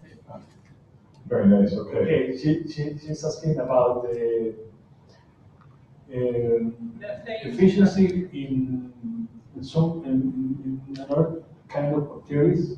Okay, so like, metalobetalactamasas. so different, like Enterococcus, Klebsiella, Pseudomonas. Yes, say again? Say again, what? I don't know the name of it. We'll have to write it down. We write it down and then I'll be able to see it. So yeah, we can provide you with data on various organisms because each one has a different answer. So we affect all the common, what are called escape pathogens: Enterococcus, Staph aureus, Acinetobacter, Klebsiella, Pseudomonas, E. coli. We also work on things like Candida auris, all the normal ones. NDM. Oh, that one. Okay, we have to write this out. I will send you an email. You can respond and ask me that question. So NDM. Okay, I will ask about that. She's asking if we have studies or documentation, scientific documentation about this. We have a lot of scientific documentation, but if you're looking for a specific organism, then I'll have you do that. But we can give you all of our laboratory reports and room data as well. Okay, very good, thank you. ¿Alguien más con alguna otra consulta? Sí, me gustaría preguntarle si lo han probado sobre los instrumentos quirúrgicos. Have you tried our instruments? Okay, so the question was, have we attempted to disinfect instruments or items? And the answer is, we don't typically do that because this is an environmental disinfection. Of course, people have created rooms with the lights in it where they store medical equipment, like a cart. And they just gives them a good feeling that they put it in a cart, but we have not done testing to that nature. And only because, again, it's designed to disinfect surfaces. In the US, if you claim that you disinfect a cart or a device or an instrument, that's an entirely different level of oversight. Then the FDA gets involved. So, good question. Okay, did you mention FDA approved? Yes. Is it approved? No, so the FDA does not, we do not require FDA approval in the US because in the US, FDA approval is only required for things that treat human beings. A medical device, the definition of a medical device is a device whose primary function is to treat human beings. And this treats the environment, not human beings. But it's a great question because it's, obviously everyone wants to know. Okay. Very good. Very good, thank you. The gentleman. Yes, thank you. How does DLD act on microorganisms containing aerosols? I don't think I know that question. You said microorganism containing an aerosol. Yeah, how does DLD attack them? Oh, you mean the organism floating in the air? Yeah. Now I understand. Okay, so if it's an aerosolized organism. Okay, very good. So that was one of the studies I showed you. It's an increase in efficacy by a factor of 4 against organisms in the air. So it's very effective in the air. But what is the mechanism of action of DLD? So the light in organisms absorbs the visible light. It's the same chemical reaction. It's whether the organism is on the surface or in the air. It doesn't matter whether the organism is on the surface or in the air for the method of absorption. The efficacy of absorption is increased when the organism is in the air. Did I answer your question? Yeah. Okay, good. All right. I'm sorry. I have an additional question. Of course. These reactive oxygen species, they are kept inside the microorganism and they are not released to the air because I'm particularly concerned in indoor quality issues. Yes. Oh my God, you obviously do this for a while. So this light does not create ozone, and the reactive oxygen is a chemical process within the organism. So it's not something that's released to the environment. But you're absolutely right. The indoor air quality is absolutely important. Although we, interestingly enough, had someone who used this technology in a morgue, and they claimed that it made the environment smell much better. Now, I think just removing the organisms, the contamination from the environment would do that, but this does not create ozone, which is a good consideration that you would have as well for UV light. Yeah, you're right, right on. Well, yes, good questions. Sí, mira.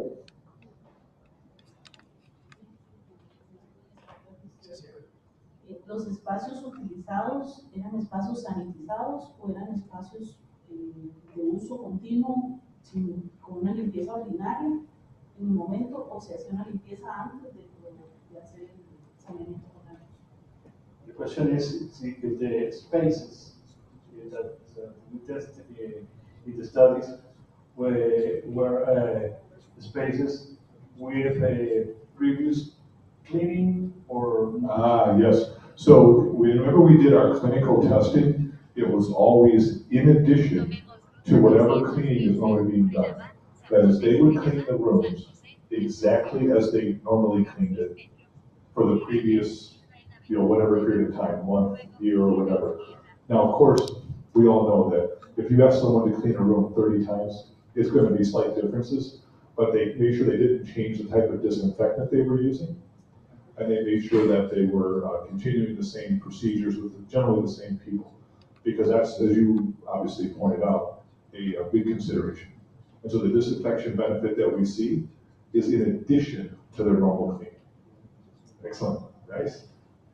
Okay, perfecto. No sé si hay algo más. The expert who doesn't pretend he's the expert.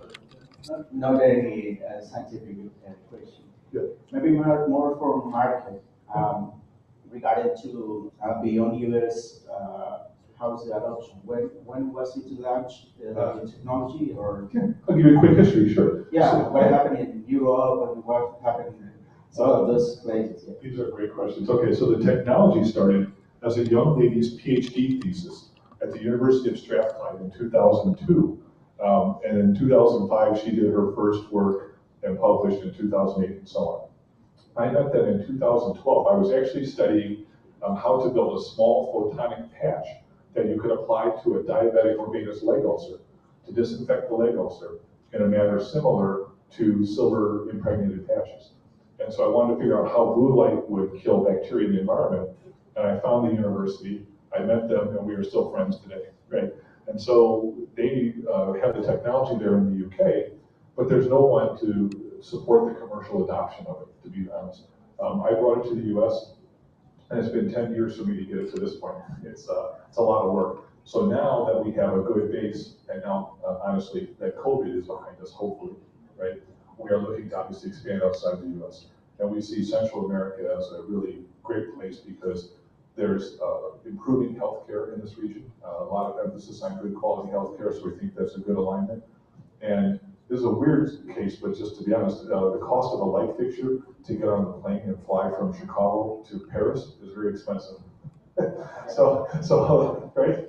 So a lot of people don't take that adoption yet. So that's why we're hoping here with Legrand in Central America here, we can make this work in this area here. Yeah, no, good question. That's the one. Okay. What about the fungi, molds, and all of this? Yes, okay. So there are some molds that we are not very effective against, like Aspergillus niger, which is black mold. We would not take a performance claim on that. We've shined the all blue on it for like 5 days. We don't kill very much of it. It's just what it is. There are other types of fungi that we are effective against, some more than others. So if you have any questions about fungi, we would want to just obviously talk to you about that specific question. Yep. No, we're always very transparent about the performance of the products as well.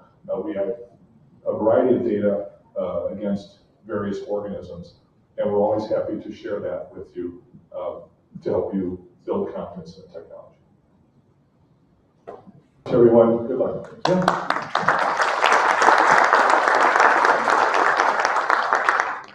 Ya para cerrar con esto, bueno, tenemos una participación de nuestro querido amigo de Jorge Tapia. Jorge es el director de ventas internacionales de la empresa Legrand en Estados Unidos. Él tiene su base de operaciones en Syracuse, New York.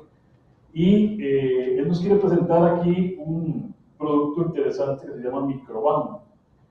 Como ustedes saben, pues somos también parte de la, o estamos enfocados hacia la parte eléctrica, ¿verdad? Y Microban, pues es un producto que está, digamos, diseñado desde el punto de vista eléctrico también para la parte del control material.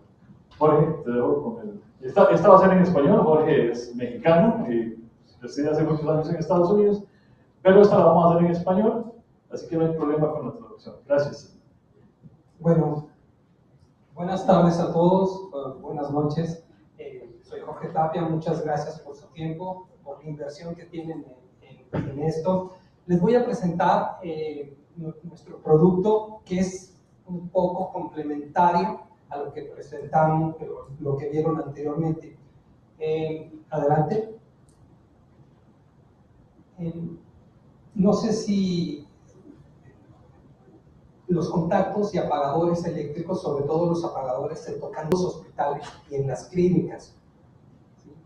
Por ejemplo, hay algunos estudios que nos indican que la vida que, por ejemplo, se tienen por pulgada cuadrada, no sé si lo tradujeron a centímetros, pero por pulgada cuadrada, la placa y el apagador de los baños en las casas, en hospitales o en lugares públicos como baños públicos, son 247 bacterias por pulgada cuadrada.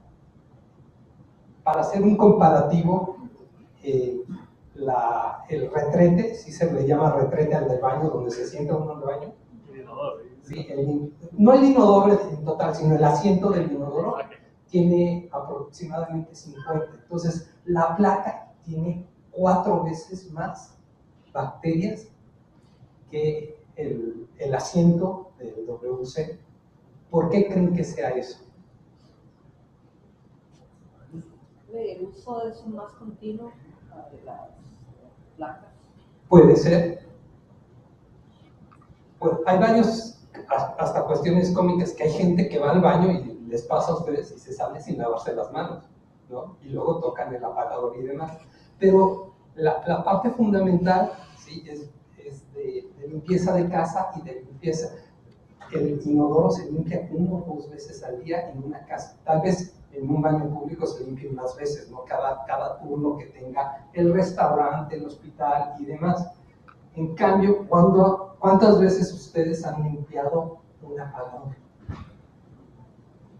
Yo la verdad no recuerdo cuánto fue la última vez, ¿no? Solo cuando sí se ve sucio dices, oye, ¿qué es esto, no? Entonces ya le pasa uno limpieza. Entonces nosotros lo que estamos viendo es que es un foco de infección. Es la transmisión que se hace de un lado a otro.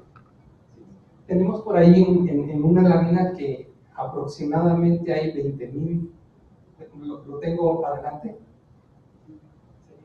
hay 20,000 tipos de bacterias, de hongos en una casa, ¿sí? La mayoría no son agentes que enfermen o que dañen al cuerpo humano. Los mismos, bueno, si aquí hay doctores, ¿cuántos doctores hay aquí? ¿Qué? No me voy a meter con la ciencia de los doctores porque yo soy ingeniero industrial, entonces estoy muy por abajo, ¿no?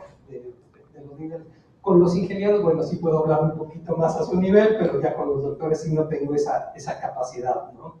Y la parte interesante de estos productos es que, ¿qué podemos hacer para evitar para evitar la propagación de las bacterias?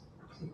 Entonces nosotros nos hemos aliado con la marca líder, ¿sí?, de los agentes químicos que se inyectan o se ponen como un aditivo a los productos, que se llaman microban en Estados Unidos.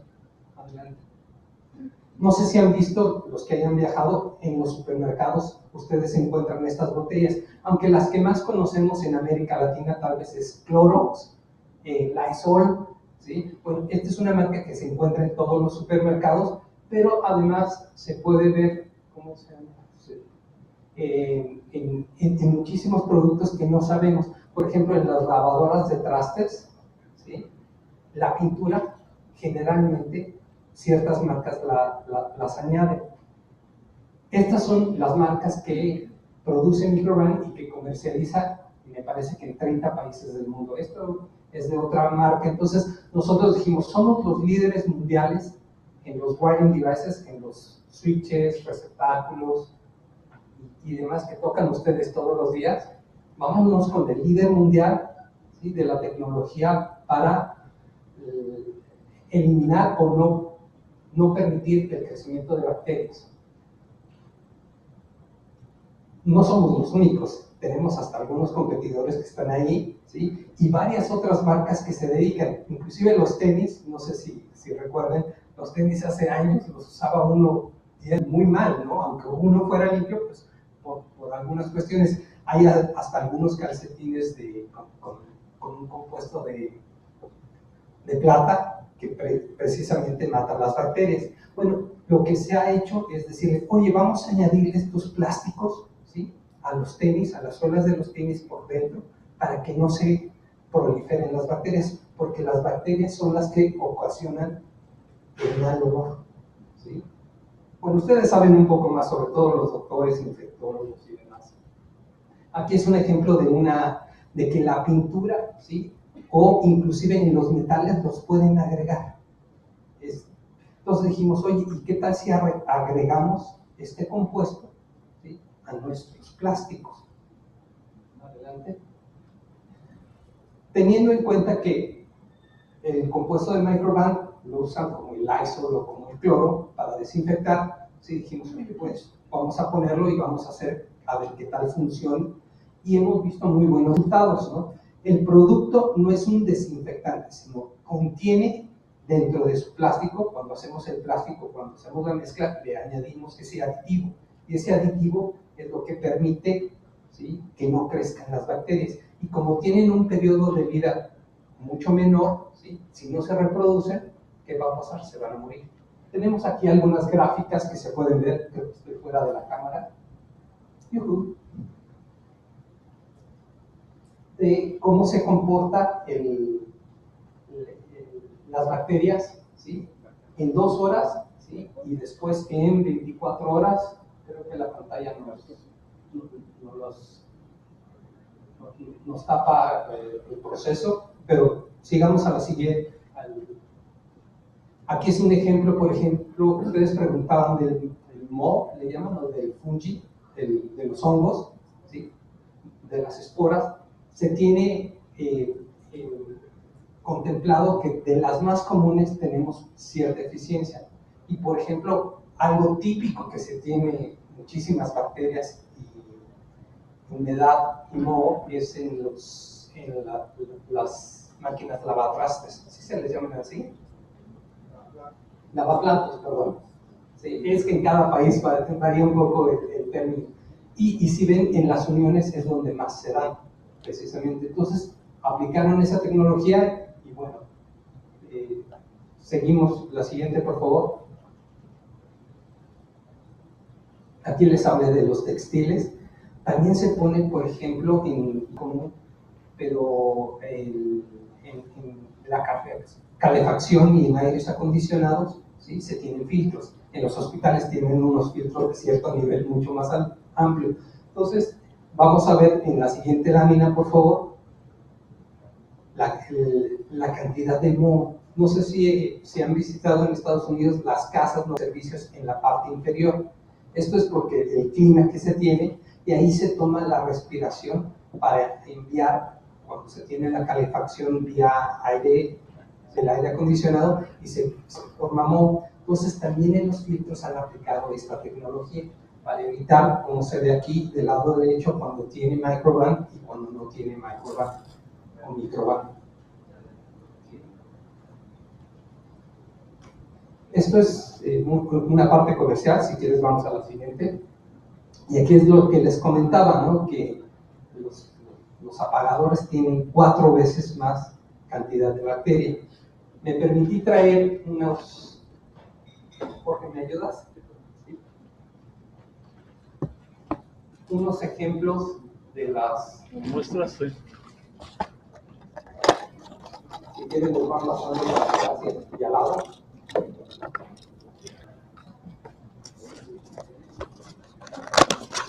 Nosotros más esto, que son el contacto y por ejemplo lo que nosotros sugerimos es que se empiecen a utilizar en los baños, que como vimos en la presentación anterior hay una cantidad grandísima de bacterias, ¿sí?, y es donde, bueno, por las secreciones es lógico que se tenga un poco más de contaminación bacterial. Este producto únicamente sirve contra hongos y bacterias. No tiene la capacidad que tiene un producto activo como escenarios que se presentaron, que afectan también los virus. No tenemos los estudios. ¿Y la duración es permanente? Muy buena pregunta. La duración es de por vida. Lo mismo que dura, o sea, no tiene un periodo porque lo aplicamos a todo el material, ¿sí? Es decir, cuando estamos formando el plástico, aplicamos este aditivo, ¿sí? Y también porque hay otros fabricantes, no es algo totalmente nuevo de nosotros, que aplican una película. Ustedes han visto en los hospitales cómo tienen que conectar los wiring devices de grado hospital. Se tiene una resistencia mecánica por el trato y por la velocidad que tienen que hacer algunos procesos, ¿no? Ustedes me podrían explicar. Y cómo jalan, o precisamente la retención de las clavijas, ¿sí?, es lo que asegura que sea grado hospital. Tendremos que hacer una presentación de todos los productos que tenemos para grado hospital, pero esto es algo que va muy con los conceptos que nos presentaron anteriormente. A mí me dio la estadística que presentó que solo el 1.3%, ¿sí?, de la gente que se infecta en los hospitales, más bien es la gente que demanda al hospital cubra los costos. Seguramente yo tengo estadísticas de México y de otros lugares que de las personas que fallecen en hospitales, ¿sí?, es entre el 20 y el 40%, ¿sí?, de que adquieren una infección. ¿Por qué? Porque las bacterias, me explicaba, son súper fuertes porque están acostumbradas a estar permanentemente, ¿sabes?, infectadas y demás. Algo muy importante es, como con las luminarias, el producto, ¿sí?, antimicrobial, pero no exime que se tengan que hacer los mismos procedimientos establecidos de limpieza, ¿sí?, y de esterilización, ya sea para los cuartos de operación o para los procesos. No sé si aquí, bueno, Costa Rica es de los países, o es el país junto con Chile que más innova, ¿sí?, y que más rápido adapta tecnologías de avanzada, tanto de Europa, pero principalmente. Es por eso que estamos haciendo el lanzamiento aquí. Ustedes son los primeros, inclusive yo siendo presentado en México, no he hecho una ponencia o una presentación, porque Costa Rica son ustedes muy ávidos y les felicito para la adopción de tecnologías. ¿Sí? No sé si por el tamaño del país, por la idiosincrasia que tienen ustedes, pero les felicito porque la verdad es más fácil presentarles a ustedes. Tal vez es más difícil por los tamaños de otros países o por la simple complejidad que tienen. Entonces, decidimos hacerlo en Costa Rica por experiencias que hemos tenido anteriores con nuevas tecnologías. Bueno, ahí venían comercial, que sé que tal vez no sea lo más interesante. Tenemos en hospitales, pero nos los han pedido muchísimo en hoteles. Aparte, nos dice Marriott, porque tenemos con Marriott nosotros, y también desarrollo de los cuartos nuevos por utilización y demás, y nos han dicho, oye, ¿qué tienes? ¿Sí? ¿Por qué? Por punta, o la gente no quiere que le hagan la limpieza en el cuarto. Entonces hemos desarrollado esto para hospitales, pero que también ha servido y que hemos tal vez tenido más venta en hoteles que en hospitales, porque cuesta un poquito más precisamente porque es muy fácil aquí quitar la luz en un cuarto de hotel, pero en un quirófano, ¿sí?, se tiene que programar con, no sé, semanas o meses, ¿no? Si pasa algo, pues, entonces, inclusive los cambios de los wearing devices cuestan menos trabajo, o para obra nueva, ¿sí?, los productos que les pasé, su costo no es muy alto. Por decir así, los dos Jorges tocaron, más o menos cuánto cuesta una placa normal de Reader aquí en el mercado. $1.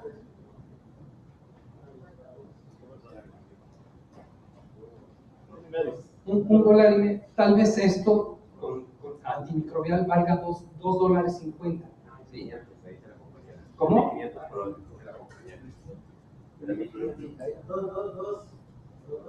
El incremento no es muy grande y cuando se multiplican, oye, se necesitan 50 diferencia, no hay ningún problema. Un dimmer, si vale $20, $28 el antimicrobial. Entonces es muy fácil su adaptación de ponerlo. Aquí puedo mandar muestras, es más, mando unas muestras por si quieren probarlo, ¿no? Porque es una tecnología fácil de aplicar, ¿sí?, y muy fácil de adoptar desde el punto de vista económico. Lo curioso es que es algo que todos los días tocamos. Entonces es un punto de transmisión de, no sé cómo sea el término de cross-contamination, ¿cómo se diría en español? Contaminación cruzada. Contaminación cruzada, ¿sí? Ideal, ¿no? Porque la gente los usa al menos 5 a 10 veces por día, ¿no? El del baño y el de la habitación unas 5 veces aproximadamente. La verdad hice la presentación muy breve. También tengo algunos otros productos que son antimicrobiales, pero para uso industrial, para procesamiento de alimentos. Se los voy a pasar, la pueden abrir. Tenemos cable que tiene la misma, aunque no tiene esta tecnología de microban, también tiene precisamente, es un poco duro abrirlo, pero para ver si Jorge nos pueden conseguir una plática en el futuro otra vez para presentar estas soluciones que son precisamente industriales para los lugares de limpieza. Por ejemplo, en las plantas de evento limpian todo, lo esterilizan, pero la máquina que trae el agua a presión está conectada a un cable, ¿sí?, que está en el piso, que regresa los virus y demás a todos lados. Entonces, este cable, por ejemplo, tiene esa facilidad, ¿sí?, el cable eléctrico. Sí, bueno, preguntas. ¿Tenemos alguna pregunta, algún comentario para Jorge con esto?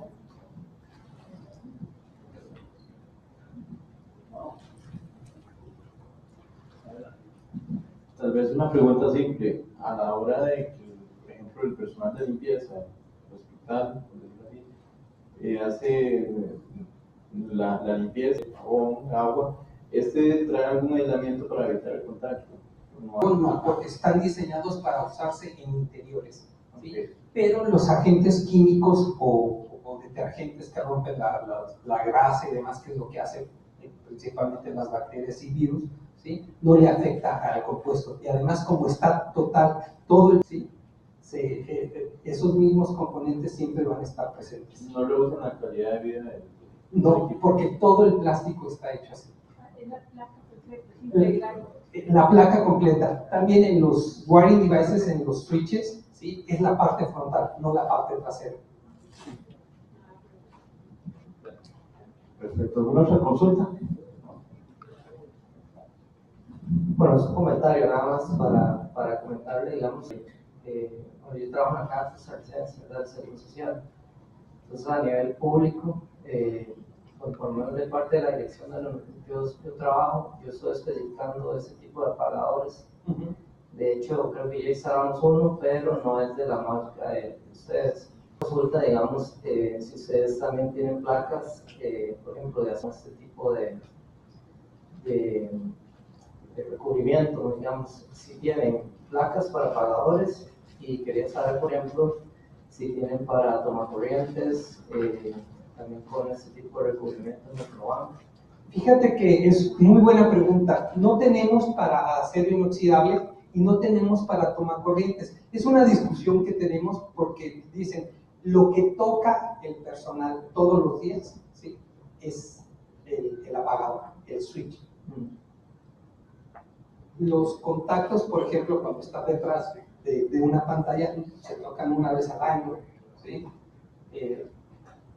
Sí, contactos, receptáculos, pero la verdad es que están presentes en las cabeceras, y como vimos, la difuminación de las bacterias y los virus es por aerosol o por droplets de uno, o cuando abren. Deberíamos tener al menos el GFCI, y deberíamos tener también al menos un contacto de 20 amperes para que se pudiera poner donde se requiere.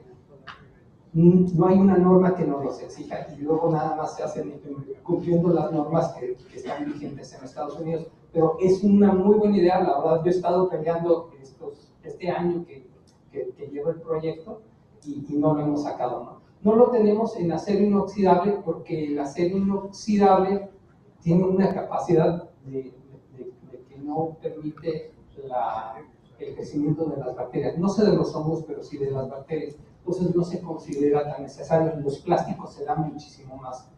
¿Y ustedes tienen dimmers también, 0,10 voltios, por ejemplo? Sí, sí los tenemos. Sí. Inclusive traje unas muestras.